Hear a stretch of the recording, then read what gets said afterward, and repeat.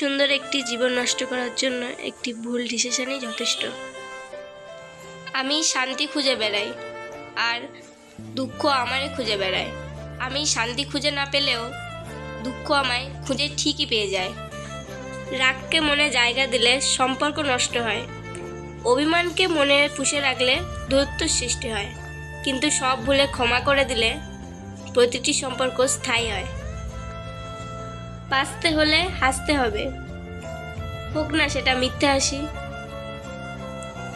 ভালোবাসতে হলে শ্রীকৃষ্ণের মতো ভালোবাসো, যেখানে পাওয়ার আকাঙ্ক্ষা থাকবে না, থাকবে শুধু এক অদৃশ্য টান আর অপরন্ত ভালোবাসা। কেউ মূল্য দিক বা না দিক, তুমি সৎ কাজ করে যাও, কারণ এর প্রতিদান মানুষ তোমাকে দেবে না, দেবে স্বয়ং ঈশ্বর।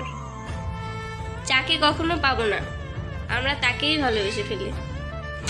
একতরফা ভালোবাসাগুলো এমনই হয়, একজন পাগলের মতো ভালোবেসে যায়, আরেকজন পাগল ভেবে শুধু অবহেলা করে যায়। যেমন আমি। বয়স 80 হোক বা 12, সম্মান তাকেই করো যার ব্যবহার ভালো।